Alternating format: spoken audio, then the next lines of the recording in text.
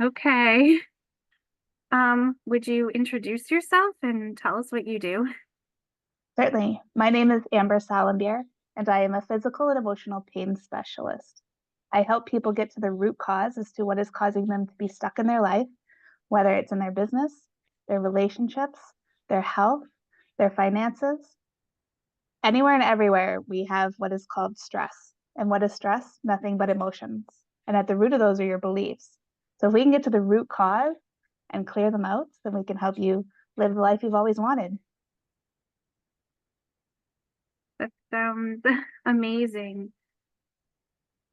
So, I'm curious, how did you get into helping people overcome pain?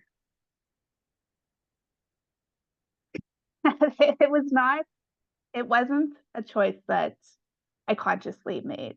I was the EA to the president of a telecommunications company, and I had this thought one day that, you're going to lose your job. And I knew that we were letting go of people, but it was you are going to lose your job. And so I went to work. You know, I made the choice to take that step, to believe in this thought that I had, because it was still there. It was not going away. And I wiped my company phone, I wiped my company computer, and I got to work and I packed up all my desk. And I messaged my husband. I said, "Don't be surprised if I'm home by noon." And he's like, "What's going on?" And I said, "I don't know. There's just this feeling that I have. And I can't put my name on it. I can't describe it. It's just that's how I'm feeling." And sure enough, 30 people walked out the door that day and I was still sitting there. And of course I was confused and angry to what is going on. You ever have one of those where you have this thought and you're like, this seems so true, but your physical reality isn't matching up with it? And so I went to a room and I bargained with myself and said, well, clearly you have some mental health issues going on. And if you're still here by the end of the day, then we'll get some help. And I went back to my desk and I sat there and everybody says, Amber, stop crying. Everything's fine. And I said, well, there's something going on. I don't know what it is, but I would have bet my house on it that this was going to come true. That's how sure I was in this feeling. 20 minutes later, they came and got me and brought me into a room. And there's the head of the company and the head of HR. And I walk in and I said, is this where I'm losing my job? Is this where I'm getting let go? And they're like, have a seat. And my first thoughts were like, yes. Not that I was losing my job, but that I wasn't going crazy. And so I got home and I got on Google and I said, Google, what does it mean if your thoughts come true? And Google said, well, that's your intuition. And I said, Google, what's intuition?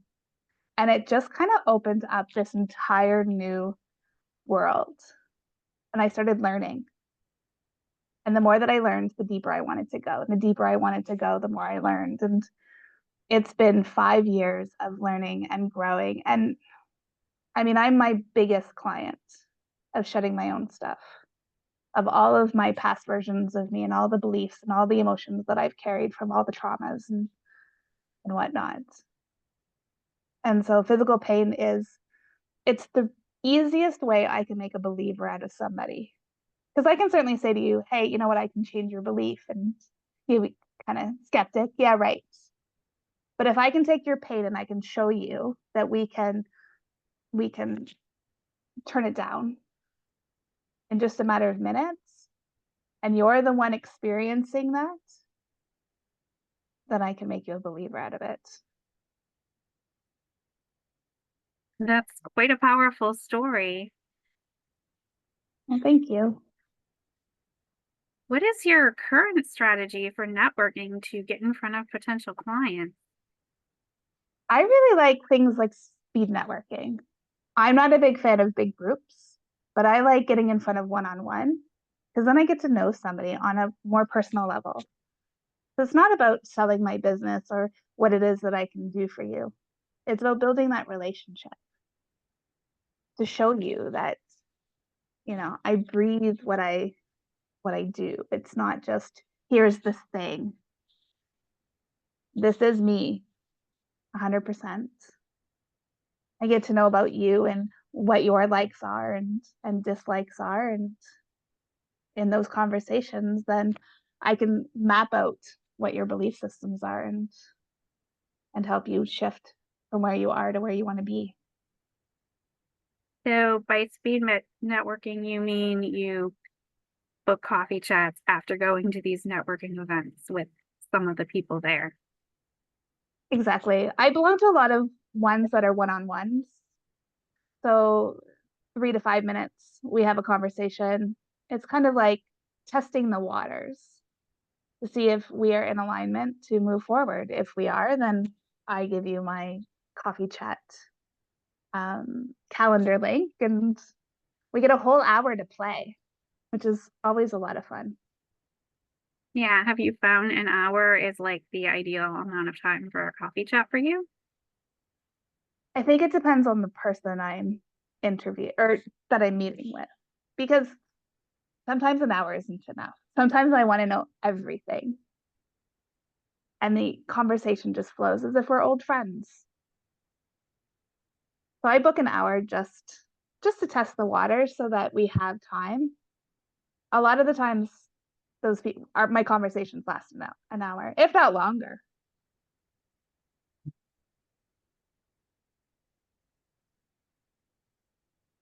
How have you changed the way you network over time since you started helping people heal? I've done a lot of in-person networks. Now I started my business during COVID, so everything was online and my business is pretty much virtual. I like in-person coffee chats, but not as much as I like virtual ones. And I'm not sure what it is. Usually they're meeting for lunch. So then you already feel all of this pressure because you're sitting at a table, it's loud, it's noisy, and you're just trying to have a conversation with somebody. Whereas I prefer online where it's just me and a person in a room. I'm in the comfort of my own space. They're in the comfort of their own space. And we can truly be ourselves. We're not having to put on a show or speak louder to be heard. So I've cut back on a lot of the in-person coffee chats that I have or networking groups, especially the larger ones. And I prefer one-on-ones virtually.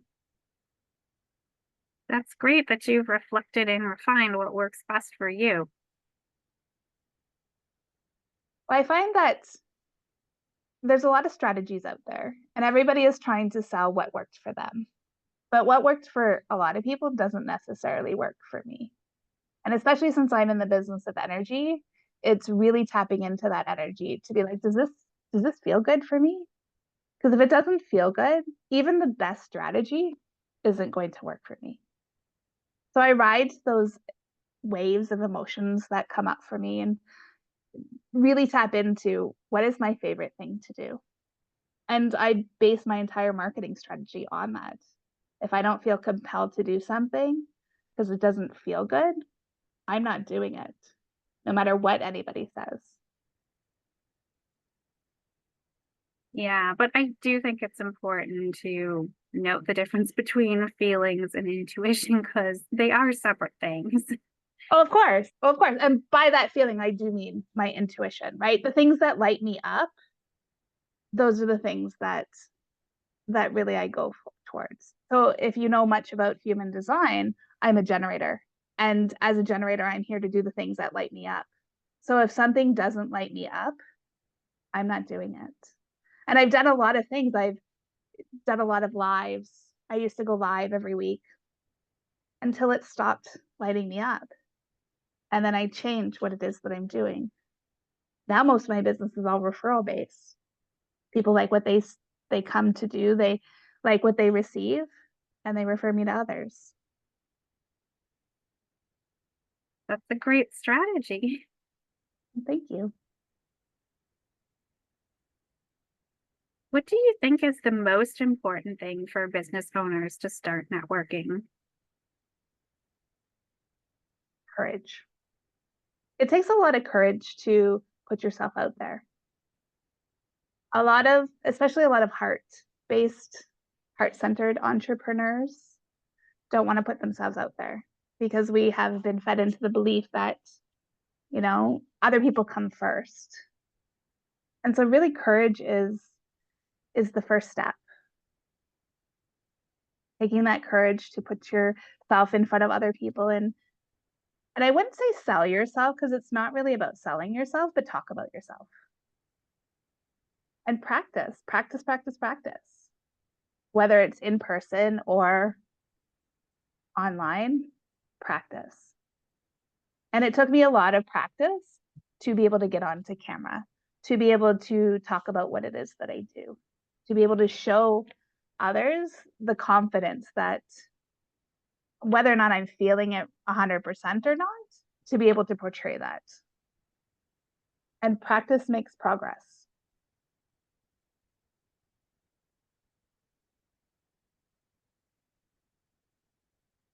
So I know this is kind of similar to what I already asked, but how is the way you network different from other healers?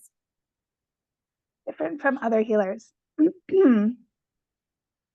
A lot of healers, I don't think, are networking. They do lives or they talk about their business, but they're not really networking, getting in front of people. Now, not to say that there's lots that aren't. How I do things differently is, like I said, I follow that feeling, that gut instinct, that this is the path that really lights me up, that I want to go. And I change it around. I don't commit myself long term to anything because that feeling can change. And the energy that I output definitely changes when I'm no longer wanting to do something. So I pivot and shift when the need be. Yeah, that makes sense. I've kind of noticed that with myself. Sometimes I'll do something that's like amazing the first time, and then like after that, it doesn't have the same feeling. Exactly. And a lot of people get in their heads and they're like, well, I need to stick this out or I need to push through that.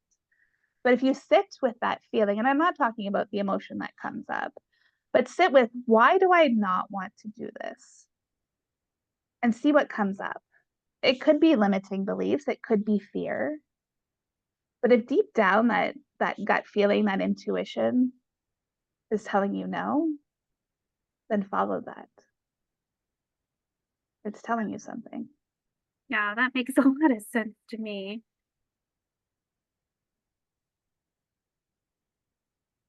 Would you say you are more introverted or extroverted? And how does that affect the way you network? I'm definitely an extroverted introvert, which is kind of confusing. I come across as being very extroverted because I have a confident voice. I'm loud and boisterous at times. I'm passionate. But a lot of the times I prefer one-on-one talking. I don't prefer the energy of a lot of people. I I like to conserve my energy. So when I'm really confident in something, then I can sell a room. But I really have to feel it. And again, it all goes back to that intuition, that sense of self that is this the right energy to move through, or do we not do this? Yeah, listening to that intuition has definitely been a thing that I've had to get better at for sure because it's there, but I realized I wasn't always listening.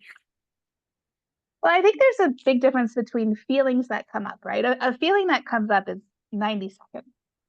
So if you can breathe through that 90 seconds and this thing is still lighting you up, then it's no longer an emotion. It's really this is what's moving through you. So it really varies as to what comes up because fear a lot of the times that is what drives us a lot, right? If we go into a networking and we're not feeling very confident or we're scared or we're don't want to be judged, then that fear is what's driving that. So if you can breathe through that fear and come into a place of neutrality, then you can be at peace and be like, this actually doesn't light me up. This doesn't excite me. This isn't my zone of genius. And it takes a lot of work to work on that. A lot of people think that they are their emotions, and they're not. Emotions are energy in motion. It's literally 90 seconds. But it's our attachment to that emotion and the thoughts that are driving it is what really needs to be looked at. Yeah, because I've noticed how thoughts do drive emotion a lot, and sometimes it's thoughts that we're not consciously aware of. And they come back to the beliefs. So one of the things I get my clients to do is a really quick exercise to be, let's say it's fear that's coming up. Ask yourself, I am afraid because, and keep asking yourself the same question. I'm afraid because, write it down. I'm afraid because, and the next sentence. And what that's going to do is it's going to keep allowing you to go deeper into those limiting beliefs that are coming up. Do it from a place of non-judgment. Don't judge what's coming out, question it, because you're getting the answers from your subconscious, which is running 98% of your show, of your life, versus the conscious. Consciously, you might be thinking, I'm afraid because I'm going to be judged. But in the back of your head, in your subconscious, it might be, well, they might question what it is that I'm doing. They might ask me a question that I may not understand, or whatever is coming up. And a lot of it is really that wounded aspect of you that went through something at some point in time that is still hanging on to that. So you're looking through the eyes of that aspect, not necessarily your conscious current self. That makes sense. And I definitely experienced that when it comes to networking, and I've had to overcome a lot of that. Well, if we, let's say we take it back to childhood, which is really where a lot of our experiences come from. So let's say you have to do a presentation in front of the class. You have all these little eyes looking at you, and somebody says something and you feel humiliated. You're going to imprint that memory into your memory field because the emotions that are attached with it. Now, growing up, you might not even remember that memory, but your subconscious does. And there was a wounded aspect that was created. Let's say you're in grade 2. So what is that, 7? So that 7-year-old self was created. And now every time they stand up in front of the classroom, let's say they're 15 and they're doing a high school presentation, that 7-year-old that felt ridiculed, humiliated, is actually going to be looking at the classroom, not the 15-year-old. Because in that moment, the 15-year-old might feel confident, but that 7-year-old who never let go of that emotion or whatever other beliefs that were created, they're the ones who are looking at it. And then that humiliation is going to come up. And you're going to perhaps recreate those emotions again, stammering over your words or saying something that you didn't mean to say, to recreate that experience because it was never healed in the beginning. That makes sense.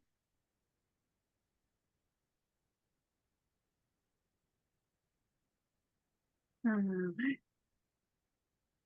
do you prefer networking in groups or one-on-one conversations?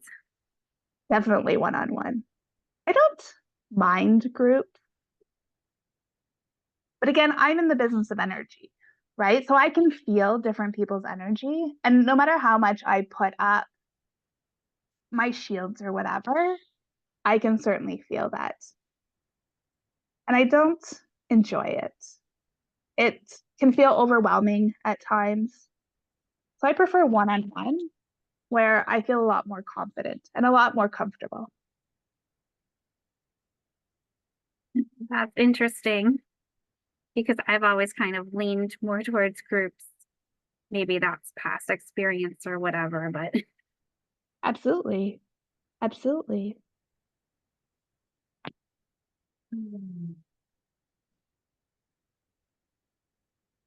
would you say getting comfortable being uncomfortable is part of the entrepreneurial skill set? Well, of course.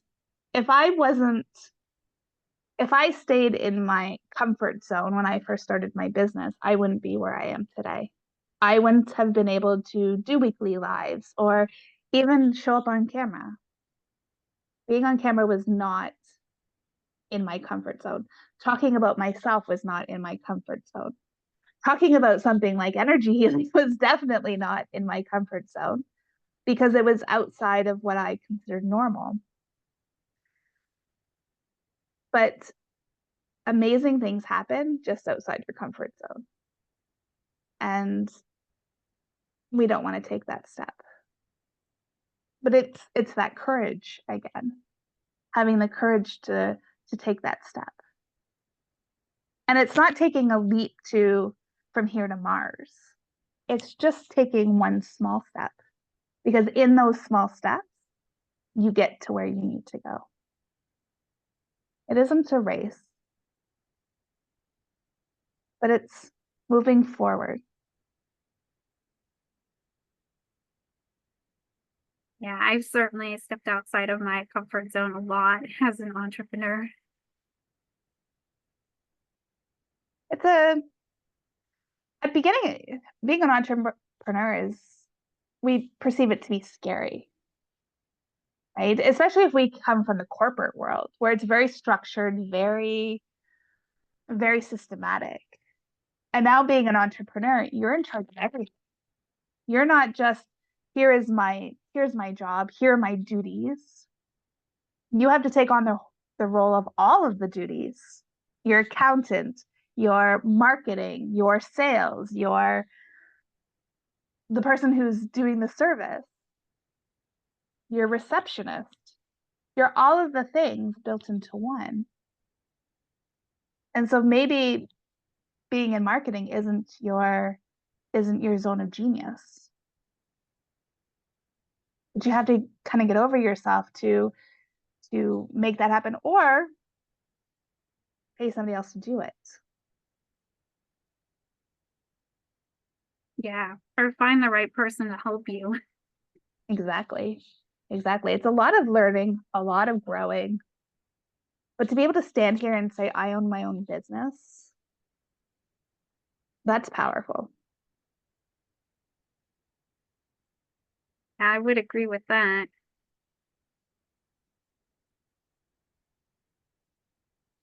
Did you invest in upgrading your networking skill set?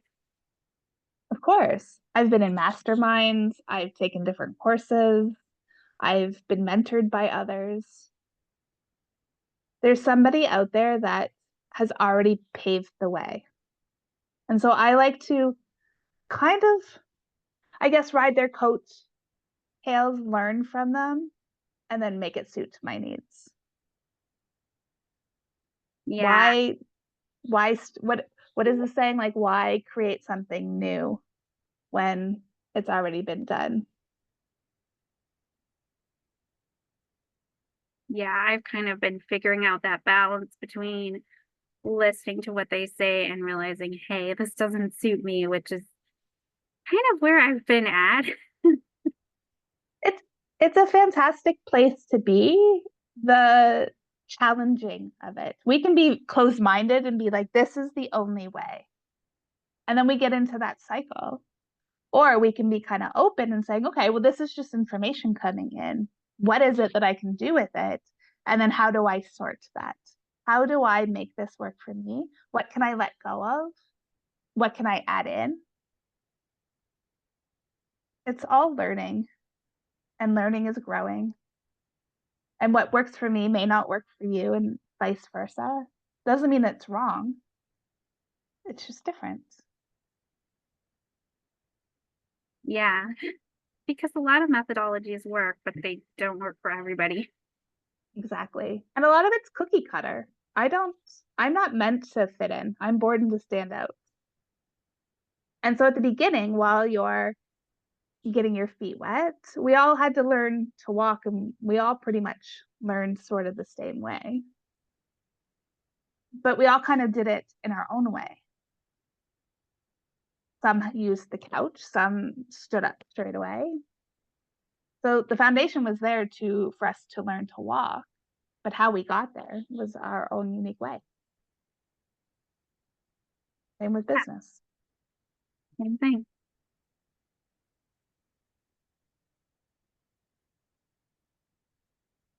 Did you make unaligned connections where you invested more time into a relationship, business relationship than you should have? And what did you learn from that? Oh, wow. Unaligned. I certainly have. Again, I go by that intuition, that feeling. So I ride out the emotions to make sure that what it is that I'm investing in is really good for me. Because I have jumped on those, when it sounds too good to be true and you're all caught up in the excitement and all caught up in the moment and you're just like, here, take my money. And then you get to the end of it and you're like, I don't, that's not going to work for me at all. That did not feel good. So I've learned to really start to pay attention to how I'm feeling. So for me, I wait until I'm in neutral. And this strategy doesn't work for everyone, of course.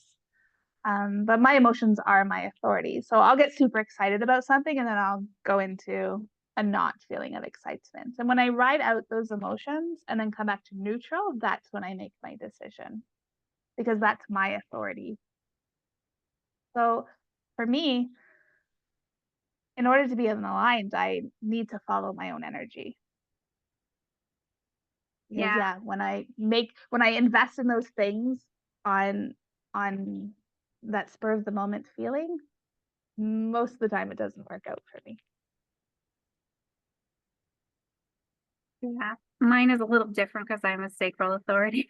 Just so it does work differently for different people. It does. It does. It's really tuning into that guttural feeling. And it takes practice to learn that. Whereas mine's an emotional wave. So I can do the sacral if I really needed to be, but a lot of times I have to ride out that wave. And I think that's why I don't like those what is the marketing strategy? Where it needs to be done right now, where you feel like you're missing out if you don't. Those don't work for me because I need to ride out that wave. Where it would work for you because you have that guttural instinct. Yes, this is going to work for me, or no, or maybe. But I have to ride out that wave. So it could take me a few days or even a week to make a decision, which sounds like a really long time, but if I make those decisions in those first minutes and it's something really big, it may not work out for me. That makes sense. And Yeah, each energy is different depending on, and again, we're talking about human design, depending on which energy type it is and which authority it is. Each one has a different outcome. You've got your sacral, which is that defined yes and no. You've got your emotional. You have your splenic, which is all intuition. You can have none, which is the reflector, and they have to wait an entire moon cycle to make a decision. yeah. It's different for different people. Exactly. It's just learning to really go within. All of the answers are already within you. They're not external from you. So it's really learning to trust within.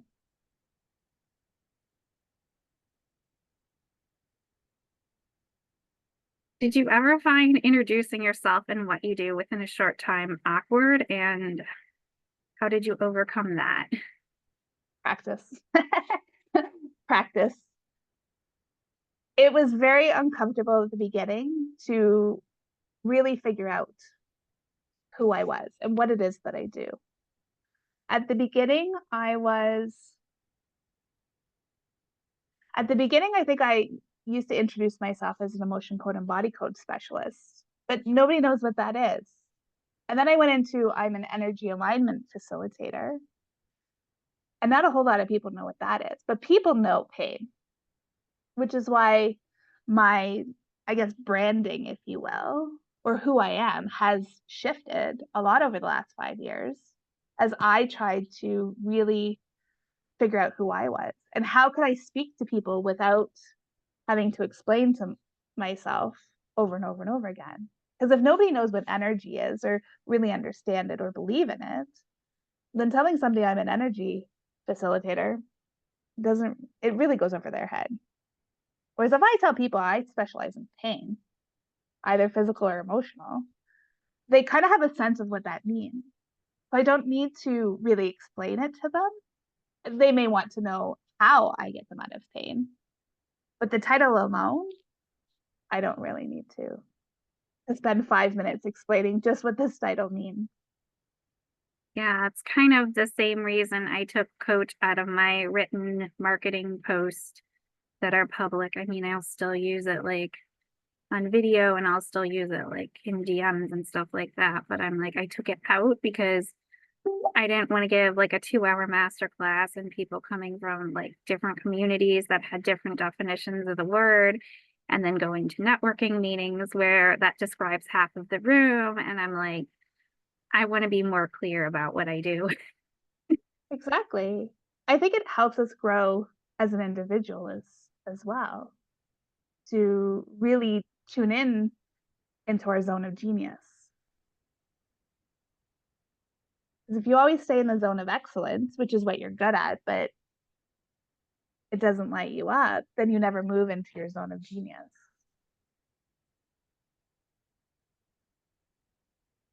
Yeah. And I know we've kind of covered this, like this whole call pretty much, but what are your thoughts on tapping into intuition when you're not working? 100%. Intuition is also how energy flows, right? So when I get in front of somebody, I can tell whether or not we need to move this conversation to a coffee chat because how their energy is being put out there will tell my intuition if this is really worthwhile or not. So I think intuition is 100% how networking should be, or even how we should run our business. Because if we sit there and we, let's say, do the cookie cutter, then we're always going external. You're always giving your power away. The answers are already within you if you learn to sit with yourself, if you learn to ask. All of the answers are already within you. Now, it doesn't hurt to learn from somebody else, for somebody else to show you the rope, but it needs to come from aligned action taking versus I'm doing this because everyone else is doing this. If everyone else is jumping off of a bridge, are you going to? Most likely not. Yeah, one of the things I had to learn is intuition isn't just sitting by yourself and not networking because for a while I was in that hermit mode and that doesn't grow a business. So it has to be Well, applied to things that work. exactly. Exactly. I always tell people you can't really manifest sitting in a padded room by yourself. You, action needs to be taken. So, is this action in alignment, right? If you want to manifest something, the doors are going to open up for you to walk through that. But you have to be willing and open to open the door. The door isn't going to just magically open it up. My business wouldn't be where it was if I sat and did nothing because I'm not putting my energy out there. Nobody knows who I am. So I needed to take action of, well, how can I put my name out to the world? I did lives and I would show up every week.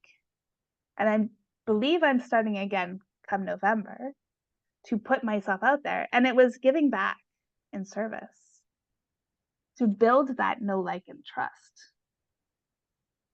What's the best way to get somebody to know, like, and trust you is to help them, to show them. So that means putting yourself in situations where you can help them. Exactly. But again, from a place of aligned action. I wasn't feeling like doing lives for a really long time. It, and again, there's a big difference between feeling. So I could have, said, well, this is fear. But it was like, oh, this really feels icky.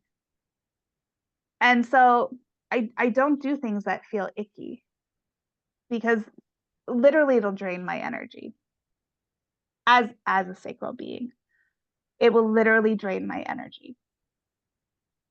So, in order to do that thing that feels icky, if I absolutely have to get it done, for example, let's say dishes. I really don't like doing dishes, but dishes need to get done. So, I have three choices. I can either push myself through it and let my energy drain, I can delegate it to somebody else in the house, or I can do something that really lights me up, which will fill my cup to carry my energy so that it doesn't feel like my energy is draining. And then the dishes get done. So for me, that could be listening to music or watching TV while I do it. It may take me a lot longer than if I push through, but I'm not feeling the after effects of it. Because that's really what it is. It's what are the after effects of this? And so it's taking that aligned action of what feels good. And again, it's not an emotion. It's what lights me up on all levels. And then put myself out there to be like, okay. And the universe will do all the work for me. It's amazing how many things have shifted in my business because I put that intention out there and took action. What is the next step to take, even if it's the tiniest step? And then the universe will be like, okay, well, let's put all these people in front of you. People that I never would have imagined working with or collaborating with or being friends with.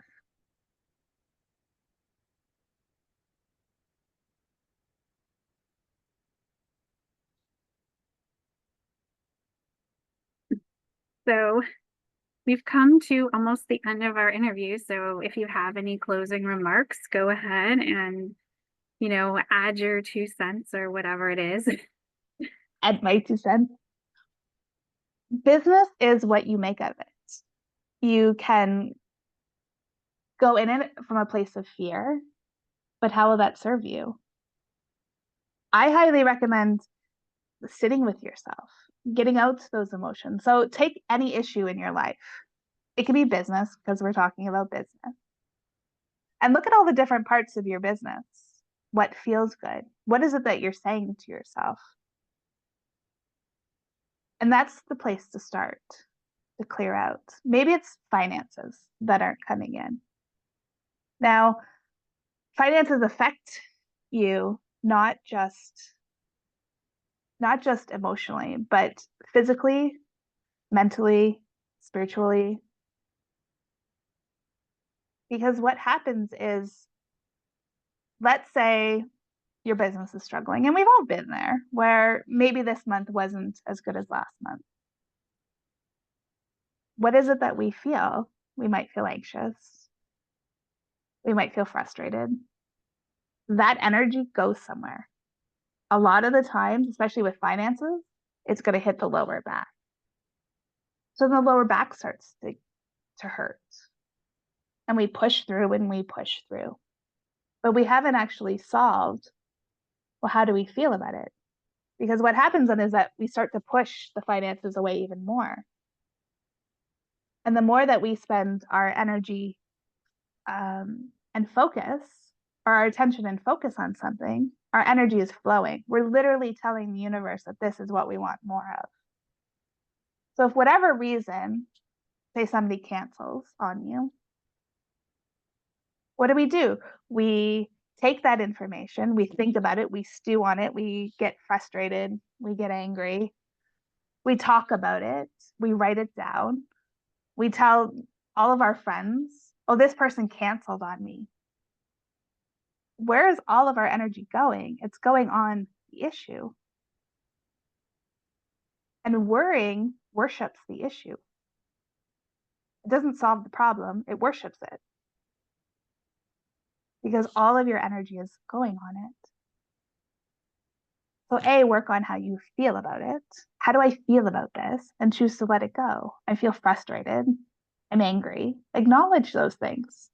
Because again, it's 90 seconds of something coming through us.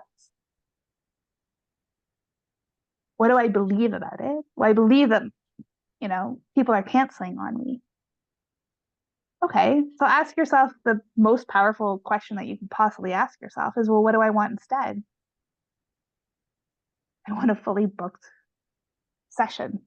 Or I want my product sold 100 times next month. Whatever it is that you want, focus on that. But in order to focus on that so that it feels good, you have to acknowledge how you're currently feeling and what you're currently going through. And then you can shift your energy to be like, what feels good? 3 new clients in the next week.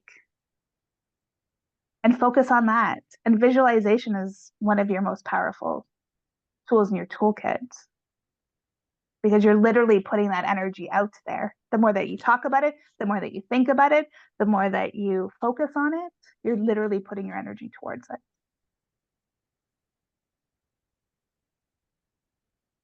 So start with that and watch where that takes you. Thanks so much for your time and for this wonderful interview. Thank you, Lori. It was a pleasure.